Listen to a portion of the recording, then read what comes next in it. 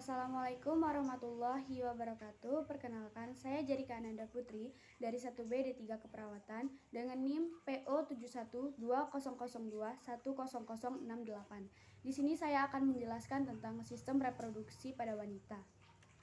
Pengertian dari sistem reproduksi pada wanita yaitu meliputi menghasilkan ovum, menerima sperma, tempat yang kondusif untuk fertilasi dan implantasi, serta tempat bagi pertumbuhan dan perkembangan bayi. Organ reproduksi wanita terdiri atas vulva, vagina, serviks, rahim, saluran telur, dan indung telur. Saat seorang anak wanita dilahirkan, organ reproduksi yang dimilikinya sudah lengkap. Tetapi fungsi reproduksi tidak akan berjalan sepenuhnya sebelum ia melewati masa pubertas. Anatomi sistem reproduksi yang pertama yaitu vulva. Vulva adalah daerah yang menyelubungi vagina. Vulva terdiri atas bagian tubuh yang dikenal dengan istilah mons pubis, labia, klitoris, dan daerah ujung luar vagina dan saluran urin. Yang pertama, mons pubis adalah bagian yang tepat berada di bawah abdomen. Daerah ini dapat dikenali dengan mudah karena tertutup oleh rambut pubis.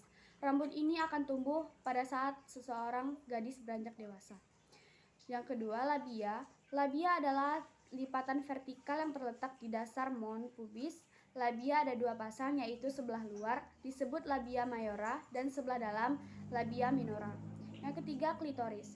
Klitoris adalah suatu tonjolan kecil yang terletak pada pertemuan antara kedua labia minor dan dasar mons pubis. Yang selanjutnya, vagina. Vagina adalah sebuah tabung otot yang pada wanita dewasa berukuran antara panjang 8-12 cm, berada di antara kandung kemih dan rektum. Vagina dibentuk dari 3 layer atau lapisan. Lapisan dalam merupakan lapisan mukosal, lapisan tengah merupakan lapisan otot, dan lapisan luar merupakan lapisan fibrosa. Pada lapisan tengah memiliki glandula yang mensekresikan muskus yang asam atau pH berkisar 4,0 yang berfungsi melindungi dari pertumbuhan bakteri. Otot paling luar khususnya berperan penting dalam proses lahirnya fetus dan plasenta. Pada bagian ujung yang terbuka, vagina ditutupi oleh sebuah selaput tipis yang dikenal dengan istilah selaput darah atau hymen. Bentuknya dan elastis bisa berbeda-beda pada setiap wanita. Selanjutnya, serviks. Serviks berasal dari bahasa Latin yang berarti leher. Dikenal juga dengan istilah mulut rahim. Merupakan bagian terdepan dari rahim yang menonjol ke dalam vagina. Pada saat menstruasi, saluran ini sedikit melebar untuk mengeluarkan dinding endometrium yang luruh.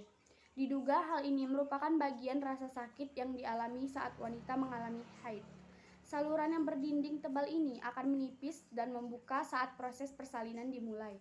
Pada saat persalinan, seringkali para medis mengatakan pembukaan belum lengkap. Yang dimaksud belum lengkap adalah pembukaan pada serviks. Selanjutnya, uterus. Rahim adalah organ yang punya peranan besar dalam kehidupan seorang wanita, mulai dari siklus menstruasi sampai saat mengandung dan melahirkan. Pada keadaan normal, ukuran rahim cukup kecil, kira-kira hanya sebesar genggaman tangan pemiliknya. Tapi saat mengandung, ukuran ini akan berubah menjadi demikian besar. Rahim terdiri atas 3 lapisan. Yang pertama endometrium, yang kedua myometrium, dan yang ketiga peripetrium. Lapisan terdalam atau endometrium akan tumbuh menebal dan akan luruh saat menstruasi. Apabila terjadi fertilisasi dan kehamilan, maka luruhnya endometrium tidak terjadi. Selanjutnya, tuba fallopi. Tuba fallopi adalah organ yang dikenal dengan istilah saluran telur. Ujung yang satu dari tuba fallopi akan bermuara di uterus, sedangkan ujung yang lain merupakan ujung yang bebas. Ujung yang bebas berbentuk seperti umbai yang bergerak bebas. Ujung ini disebut fibria dan berguna untuk menangkap sel telur saat dilepaskan oleh ovarium. Dari fibria, telur akan digerakkan oleh rambut-rambut halus yang terdapat di dalam saluran telur menuju ke dalam rahim. Selanjutnya, ovarium. Ovarium merupakan organ terkecil berdiameter sekitar 4-5 cm. Ini sangat berperan dalam fungsi reproduksi, melepaskan sel telur matang setiap bulannya. Pada umumnya, sel telur yang dilepaskan hanya 1 buah setiap bulan. Tapi pada sebagian wanita, biasa saja sel telur yang dilepaskan berjumlah lebih dari 1. Selain berfungsi menghasilkan telur, ovarium juga bertugas untuk menghasilkan hormon seperti estrogen dan progesteron. Itulah penjelasan dari saya tentang sistem reproduksi pada wanita. Saya akhiri dengan wabillahi taufiq wal hidayah. Wassalamualaikum warahmatullahi wabarakatuh. Terima kasih.